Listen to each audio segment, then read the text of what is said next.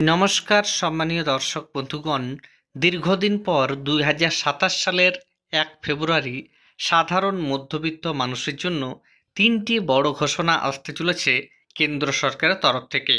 EPFO, ESI এবং মাসিক ন্যূনতম পেনশন সংক্রান্ত গুরুত্বপূর্ণ আপডেট রয়েছে আপনাদের জন্য।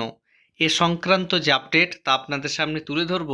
এর আগে অনুরোধ, চ্যানেলে নতুন হয়ে থাকলে ছোট্ট চ্যানেলটি সাবস্ক্রাইব করে নোটিফিকেশান অল করে রাখতে ভুলবেন না।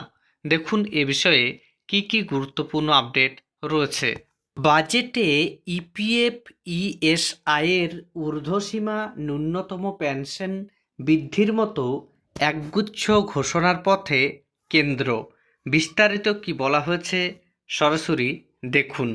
সামাজিক সুরক্ষা পরিষেবা ইপিএফ বা সরকারি স্বাস্থ্য বীমা কর্মসূচি ইএসআইয়ের ঊর্ধ্বসীমা বাড়ানো থেকে মাসে কর্মী পিএফের ন্যূনতম পেনশনের পরিমাণ বৃদ্ধি করা। রাজ্যে রাজ্যে বিধানসভা নির্বাচনের আবহে এবারের সাধারণ বাজেটে একগুচ্ছ ঘোষণার পথে হাঁটতে চলেছে মোদী সরকার। বৃহস্পতিবার শ্রম মন্ত্রকের শীর্ষ সূত্রে খবর, বেসরকারি সংস্থা প্রতিষ্ঠানের কর্মীদের ইপিএফ এবং ইএসআই পরিষেবা প্রাপ্তির জন্য মাসে বেতনের ঊর্ধ্বসীমা বেড়ে হতে পারে সর্বোচ্চ 30,000 টাকা। বর্তমানে ইপিএফ এবং ইএসআইয়ের ক্ষেত্রে বেতনের এই ঊর্ধ্বসীমা মাসে যথাক্রমে 15,000 এবং 21,000 টাকা। অন্যদিকে মাসে ইপিএফের ন্যূনতম পেনশনের পরিমাণ 1,000 টাকা থেকে বাড়িয়ে করা হতে পারে 2,500 থেকে 3,000 টাকা। সার্বিক বিষয়কে অত্যন্ত তাৎপর্যপূর্ণ বলে মনে করছে তথ্যাভিজ্ঞ মহল। এই মুহূর্তে দেশের যে সমস্ত বেসরকারি সংস্থা প্রতিষ্ঠানে কমপক্ষে 20 জন কর্মী আছেন, সেই সংস্থাগুলি ইপিএফের আওতাভুক্ত হয়। বেসরকারি সংস্থা প্রতিষ্ঠানে ন্যূনতম 10 জন কর্মী থাকলে সেগুলি ইএসআইসির অধীনস্থ হয়। কর্মীদের মধ্যে যারা মাসে সর্বাধিক 15,000 টাকা পর্যন্ত পান, তারা বাধ্যতামূলকভাবে ইপিএফ পরিষেবা পান। একইভাবে বেসরকারি প্রতিষ্ঠানের যেসব কর্মী মাসে সর্বোচ্চ 21,000 টাকা পর্যন্ত বেতন পান, তারা বাধ্যতামূলকভাবে ইএসআইয়ের আওতায় থাকেন। দীর্ঘদিন ধরেই এই ঊর্ধ্বসীমার পরিমাণ বৃদ্ধির দাবি তুলেছে সর্বভারতীয় শ্রমিক সংগঠনগুলি।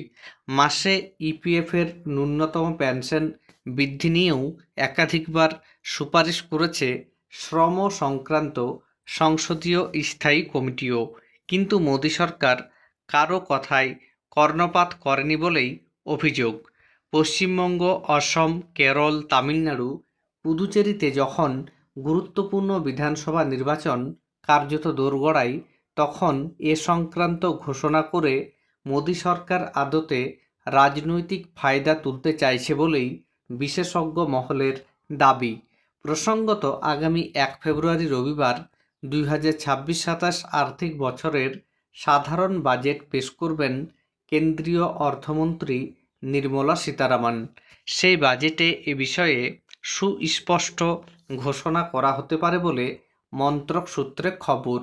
ইপিএফও অছি পরিষদের সদস্য তথা শ্রমিক সংগঠন টিইউসিসির সাধারণ সম্পাদক এসপি তিওয়ারি বলেন, কেন্দ্রকে দীর্ঘদিন ধরে আমরা এ বিষয়ে দাবি জানিয়ে চলেছি। বেতনের ঊর্ধ্বসীমা বৃদ্ধি পেলে বেসরকারি প্রতিষ্ঠানের আরও বেশি কর্মী এহেন পরিষেবার আওতায় আসবেন। তাহলে বুঝতে পারছেন, 1 ফেব্রুয়ারি 2027 নাগাদ বাজেট পেশ হচ্ছে। সেই বাজেটে ইএসআই, ইপিএফও এবং ন্যূনতম যে মাসিক পেনশন, সেগুলি সংক্রান্ত গুরুত্বপূর্ণ ঘোষণা হওয়ার সম্ভাবনা রয়েছে। এ ব্যাপারে যখনই ঘোষণা আসবে, অর্থাৎ বাজেট পেশ হবে, তখন কি কি গুরুত্বপূর্ণ ঘোষণা আসে সেটাও আপনাদের সামনে তুলে ধরব। ধন্যবাদ।